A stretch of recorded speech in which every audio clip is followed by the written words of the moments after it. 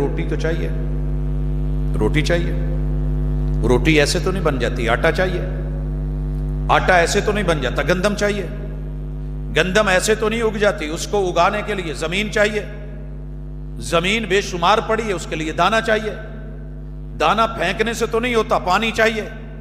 پانی لگانے والا کوئی کسان چاہیے. کھیتی باڑی، ایگریکلچر. بڑی بڑی یونیورسٹیاں ہیں دنیا میں. میرے شہر میں ایگریکلچر یونیورسٹی ایک نام کما رہی ہے، ریسرچ ہے، نئے سے نئے چیزیں.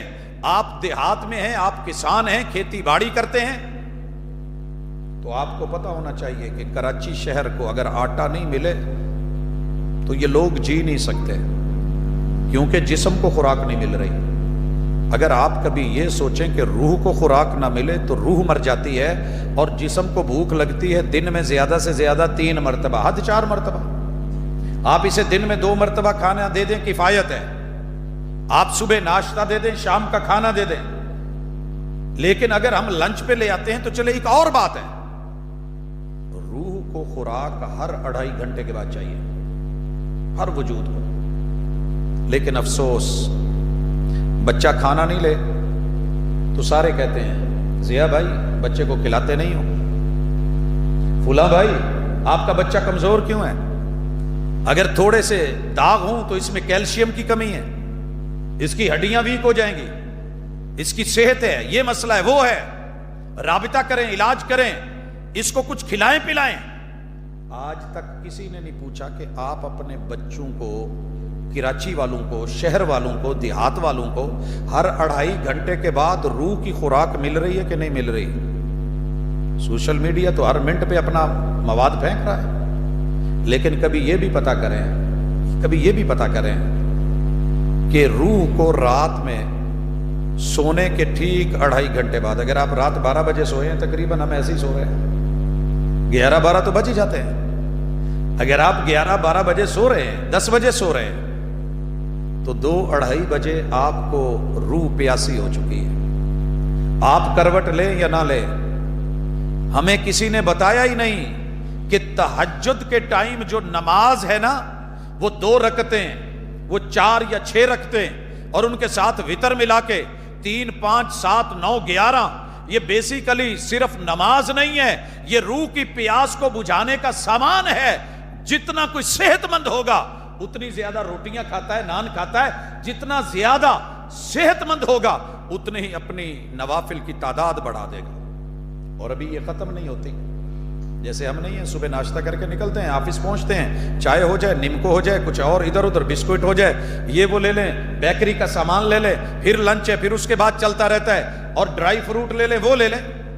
محمد رسول صلی اللہ علیہ وسلم اس کے بعد 2 سنت دیتے تھے روح کو، پھر 2 سنتیں، اور فرمایا تم جتنی دنیا ہے اکٹھی کر کے لے آؤ، دنیا کے بڑے بڑے امیر لوگ لے آؤ، ایک غریب آدمی جھونپڑے میں اگر 2 رکعت سنت پڑھتا ہے نا فجر کی، خیر من الدنیا وما فیہا، اسے آخرت کا اکاؤنٹ جو ہے پوری دنیا سے سب سے زیادہ کمائی کرنے والے اکٹھے کر کے جتنے ڈھیر لگا دیں، اور جو ان کی تعداد بنے، ایک دن صرف فجر کی 2 رکعتیں پڑھنے سے تیرے لیے آخرت کے اکاؤنٹ میں اتنا سٹاک جمع کر دیا گیا. لیکن پرابلم یہ، وہ آنکھ سے نظر نہیں آتا، دنیا کی آنکھ دیکھ نہیں سکتی. الہاکم التکاثر حتی زرتم المقابر، یہ دنیا کے ڈھیر یہاں نظر آتے ہیں، اس لیے ہم کماتے ہیں، یہ نقد ملتا ہے ادھار کر لیتے ہیں، کیونکہ نظر آتے ہیں، یہ بڑھ رہا ہے نظر آتا ہے. لیکن ادھر کتنا کم ہو رہا ہے، قبروں میں جائیں گے تو پتا چلے گا، عین الیقین دیکھنا پڑے گا. 2 رکعت کی قیمت کیا ہے قبر بتائے گی.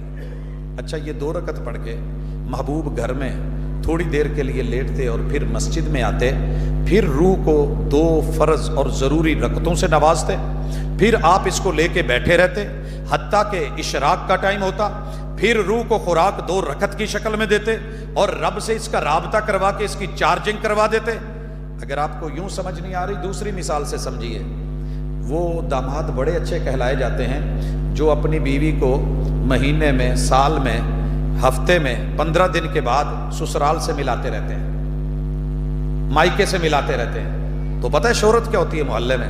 ارے داماد ہے نا تو فلاں کا ہے، ہر دوسرے چوتھے روز ان کی بیٹی کو ملوا کے جاتا ہے. تو جو تیرے میرے اندر روح ہے نا، یہ بڑا برا ذکر کرتی ہے اس کا جو رب سے اسے نہیں ملواتا، جو مین کنٹرول روم سے نہیں لاتا، جو اس کی چارجنگ، جو لوگ گاڑیوں کی سروس کرواتے رہتے ہیں نا.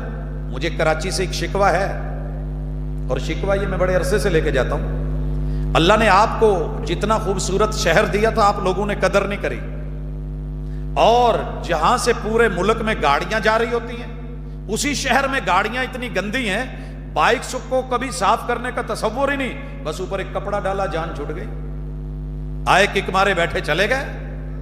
نہیں، یہ جو روح ہے نا، یہ تازگی بھی مانگتی ہے، فریشنس بھی مانگتی ہے، یہ آپ کے وجود کی دھلائی مانگتی ہے، 5 ٹائم وضو مانگتی ہے، اور 15 مرتبہ ایک عضو کو دھونا مانگتی ہے.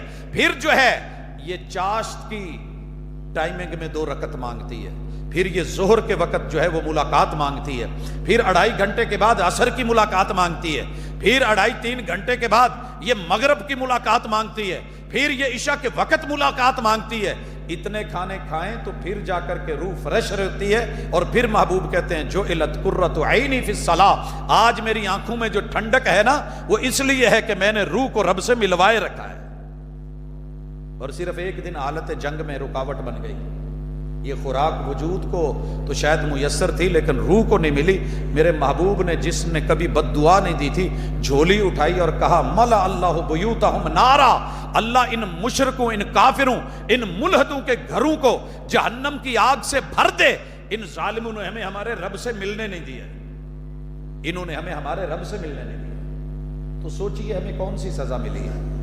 اللہ نے سب کچھ دیا ہوا ہے. دنیا جہان میں رابطے سے ہے، مختلف ایپس سے رابطے میں ہیں، ہم پورا ورلڈ وائڈ اپنا سیٹ اپ چلا رہے ہوتے ہیں، لیکن کون سی مجبوری ہے کہ جو قریبی اللہ کا گھر ہے وہاں چلے جائیں؟ آپ مسجد کے پڑوس میں ہیں تب بھی جائیں، دور ہیں تب بھی جائیں. آپ کا کوئی بھی مسلک ہے، گھر تو اللہ کا ہے نا، آپ اللہ کے بندے ہیں. کوشش کریں، محنت کریں، دوڑیں، ملاقات کریں، پہلی صف میں آئیں، امام کے پیچھے کھڑے ہوں، اور جماعت کے نمازی بن کے اپنی روح کو تسکین پہنچائیں. یہ کام فوجی کے لیے بھی ضروری ہے، گن مین کے لیے بھی ضروری ہے، پولیس والے کے لیے بھی ضروری ہے. کیوں؟ اس نے نہیں مرنا، اس نے قبر میں نہیں جانا. آپ کو پتا ہے اگر ایک گرز ماری گئی تو پوری دنیا کے گن مین، پہرے دار